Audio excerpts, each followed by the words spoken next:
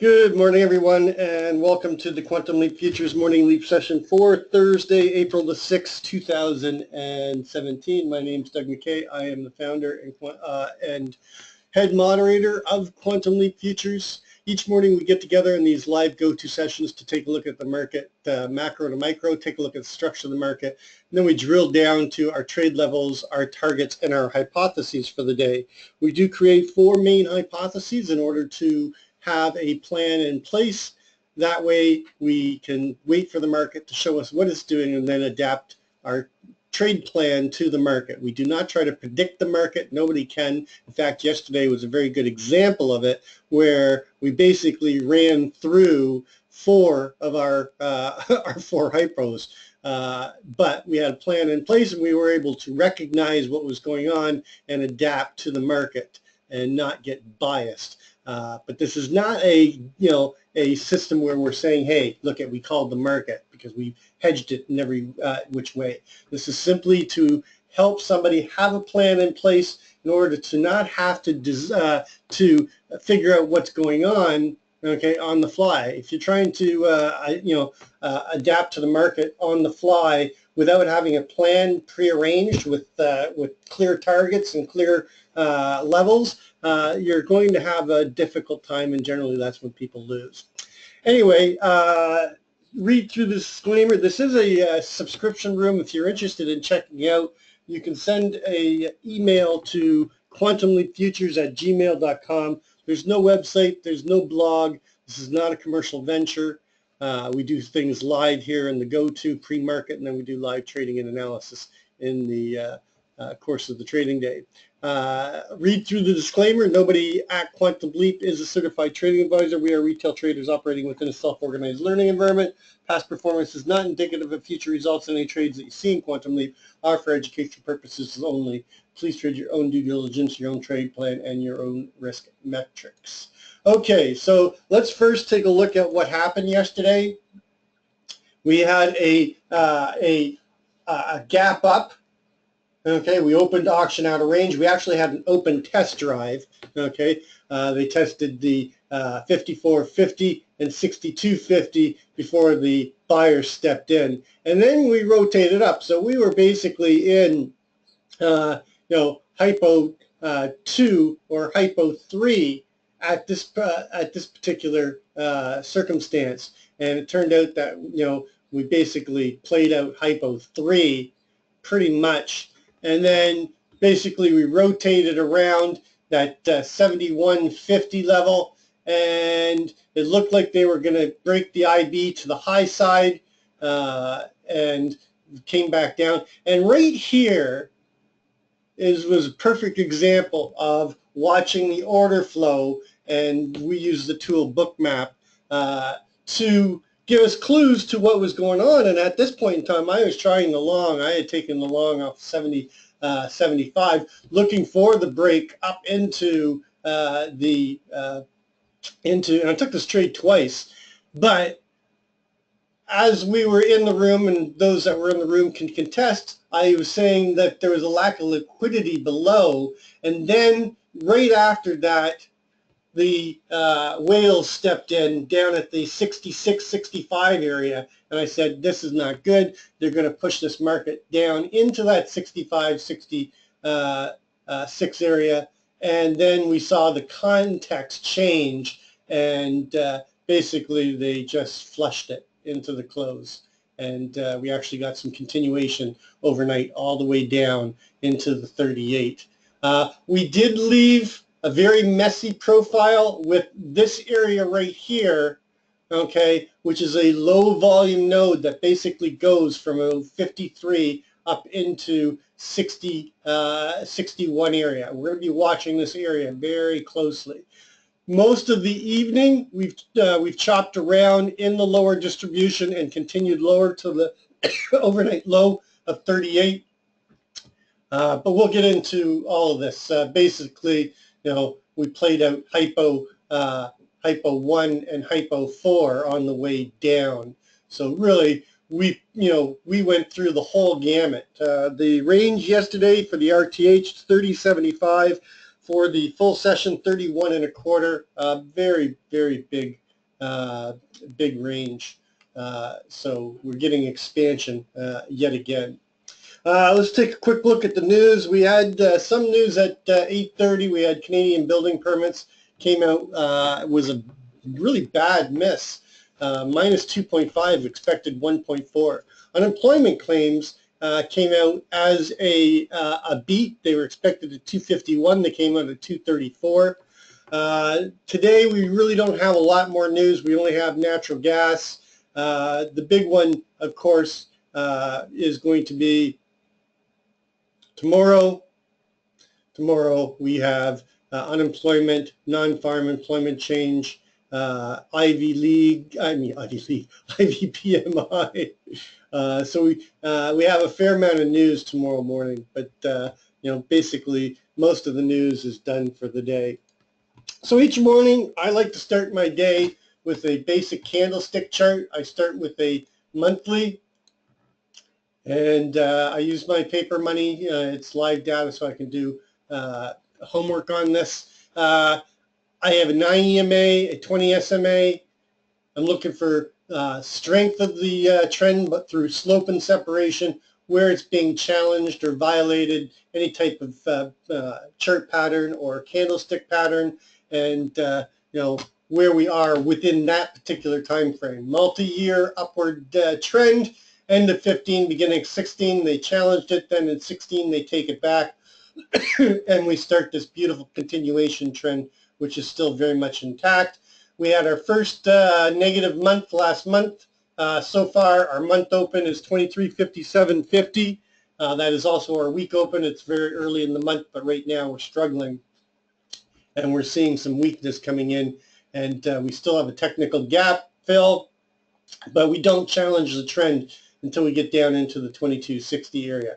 On the weekly, you can see that we came down and bounced off of the 9 EMA. Then we came down again yesterday and overnight and challenged it, but we're back above it. We've lost a little bit of slope, a little bit of separation, but basically the trend is being held intact right now. Going to the daily, why am I?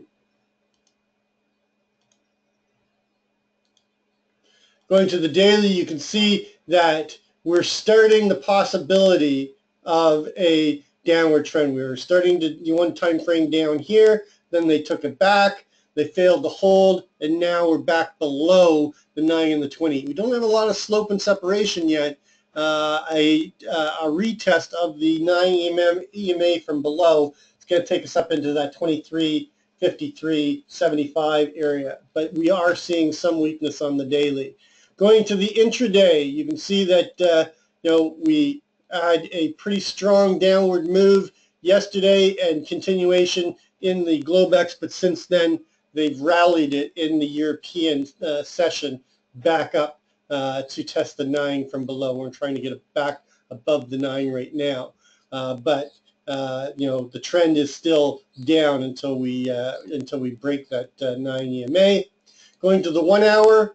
And you can see that we had the strong downward trend, and now we've violated that trend. We're above the 9 and the 20, and we could start a move back up towards that 60 level. There's a naked cross right here at the 58.75 area. Remember, I was talking about that 53 to 61, that LVN area from yesterday that needs to be auctioned properly. Going to the 30-minute, you can see that we've got the start of an upward trend here. Again, another naked cross up here at 64.25. Going to the 15-minute, nice solid trend, came down, tested the 20 and bounced, and getting continuation. And the trend is up on the 15-minute and on the 5-minute.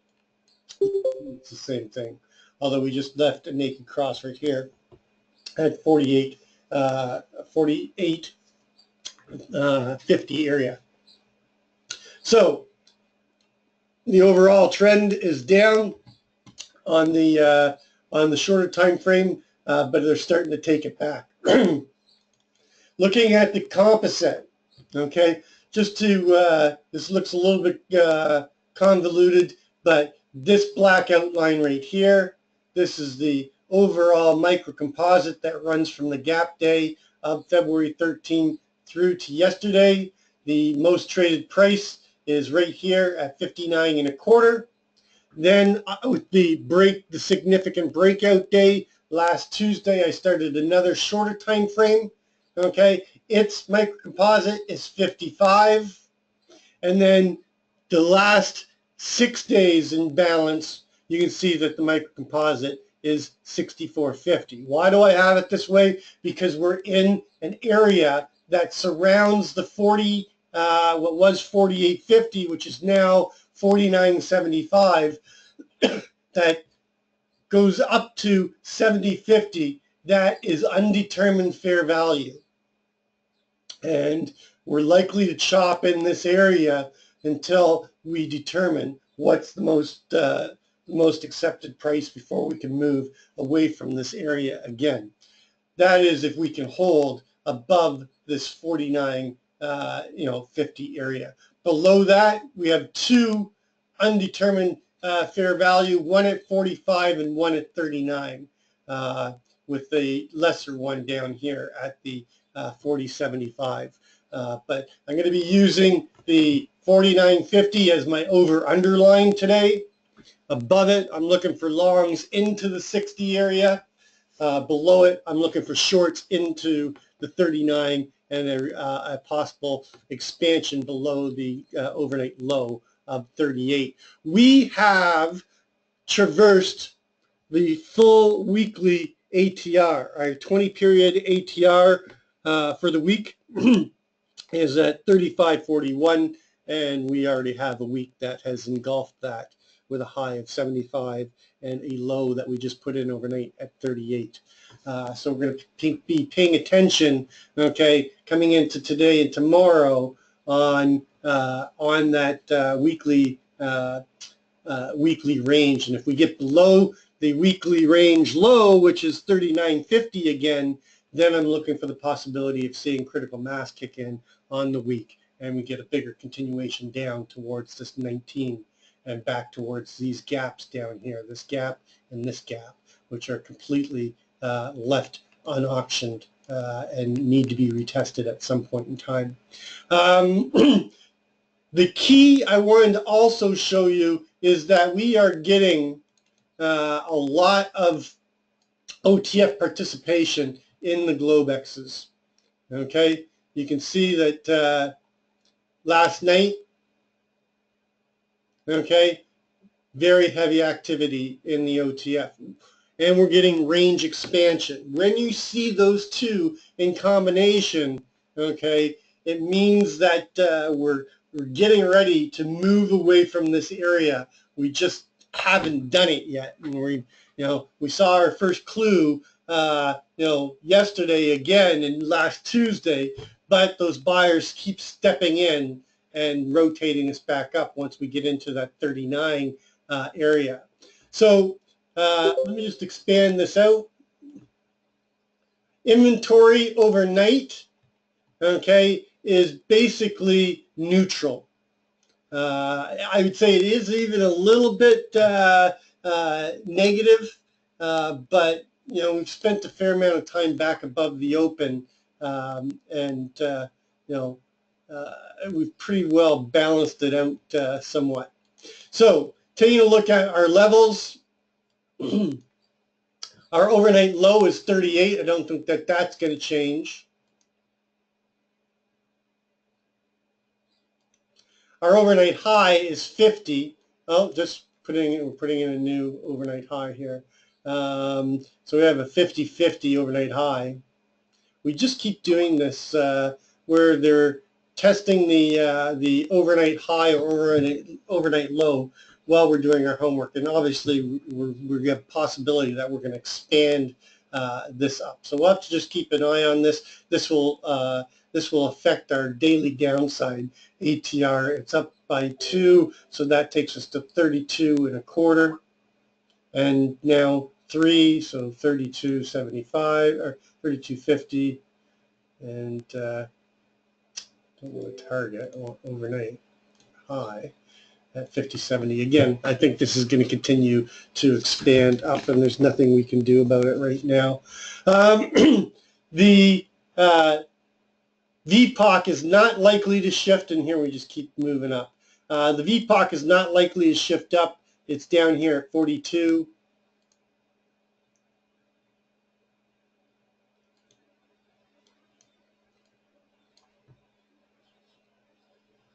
And we just keep expanding up here, 51.50.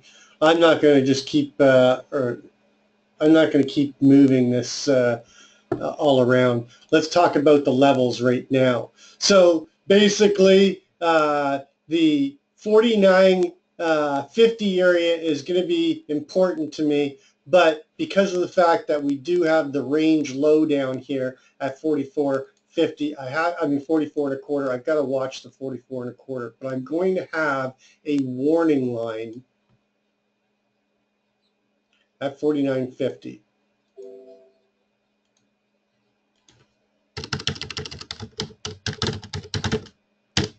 And that's simply telling me that if we get below 49.50, I can use this as a trade level because of the fact that we've got the naked close down here at 46.50 and the overnight low. The 44.25 now becomes my key line in the sand.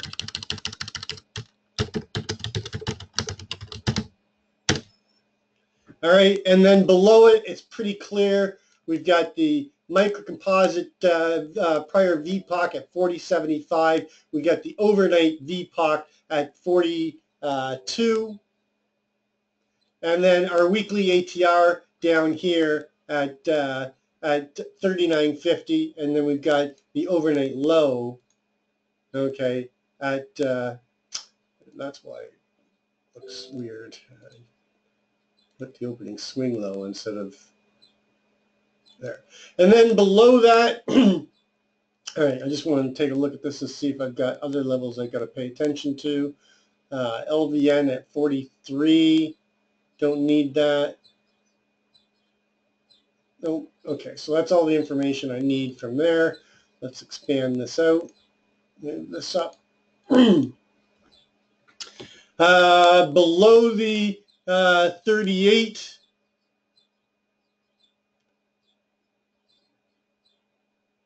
we have 37.75.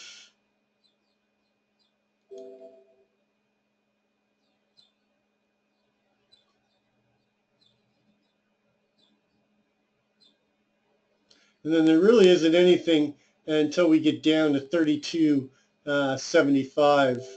It's going to move up.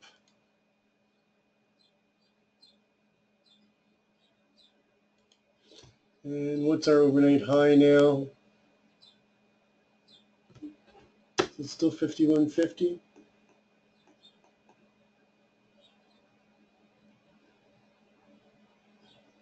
52.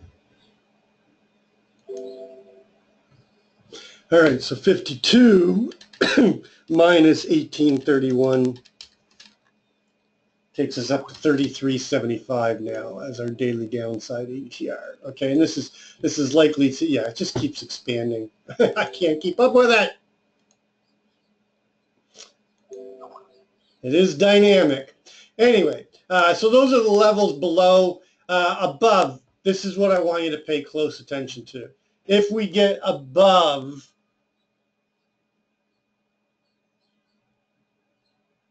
you can almost use 51, but I'm going to use 53.75, and above 53.75 we get into this thin area, and I'm going to be targeting the 56.50, which is our upside ATR target, and then above that everything about this 58 to 59 area, and all the way up into the 61.25.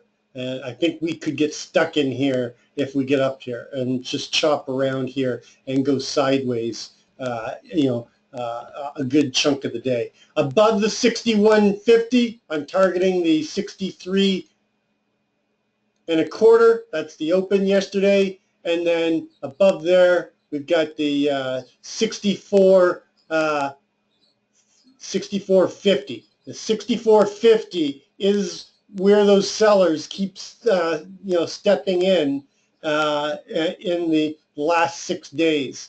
And if we get above that, targeting the 69.25, and then of course we've left value above. We still did not get a shift of the VPOC, okay, from the 71.50, which was the VPOC in the morning. We left value behind, so they're likely to make a run back up towards that value if they can get above the 59 area. And then above that, we have this 75 area, 77. I don't think we're going to get there. And of course, we still have some repair work to do up here. So in terms of hypotheses, I'm looking for a rotational day today. And Hypo 1 and Hypo 2 are going to have equal weight. And it's just about where, it's all about where we rotate. So did we put a new high in? Yeah, 52.75 now. I'm likely going to take this out. So my Hypo 1 is an open auction in range, out of value, a rotation down to test this lower distribution somewhere between the 48.50 and the 44.25. I'm looking for responsive buyers to step in, rotate us up, chop around in the 53 area, and then break, and then chop in this area right here and go sideways into the close and close somewhere around that 59 area. So that's Hypo 1. Hypo 2 is an open auction in range, a move up, a break of 53.75, a move up into the 59.75, and chop around in this area, and then fail and come down and close somewhere down in the 48 to 50 area. That's Hypo 2.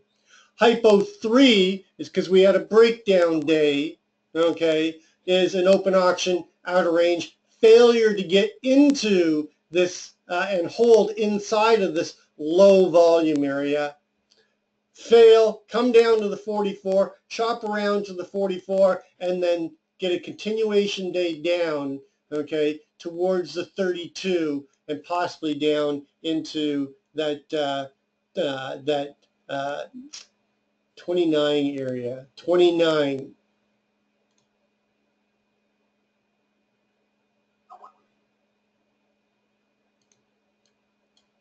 So that's Hypo 3. Hypo 4 is an open auction, leaving the naked close alone, break above the 53, come up here and chop inside here, and then break and push up, okay, and come up into the 71.50, okay, and close somewhere up here around the 71.50, and come back up into this upper distribution up here. So that's Hypo 4. So those are the hypos for the ES today. Again, I'm looking at rotational day and Hypo 1 and Hypo 2. It's just a matter about where we rotate versus which one plays out. I don't know. I think we're likelier to come up here and chop in here, but we've got some barrier right here at that 53.75, and we could fail from there. Taking a look at gold, we talked about this yesterday and the fact that the composite VPOC shifted, and we shifted from the all the way from the 21.7 up into the 54.8, and we've been chopping around there, and I expect to continue to chop around here. This is a bullish sign. Okay, we had a beautiful trade last night, off that 61 area for rotation back down. I didn't take it because my trade rules wouldn't let me take it for reasons I won't mention here, and we're likely to chop around between the 50 area and the 60 area again today. If we do not hold the 50 area, look for them to push down again and test the lower side of value down here at the 46. Key line in the sand below us is the 45.80. Anything below 45.80, we're breaking back to the downside, and we're likely to take a trip back down towards this 12.30.70. But gold is holding value up here now and accepting value higher. So my overall longer time frame hypothesis is gold to continue up towards that 1300. Key line of sand above us is up here at the 66.80. If we get above that, the first target above is up here at 74.40. So that's going to complete our pre-market session. As always, trade well, trade safe, and we'll catch you on the flip side.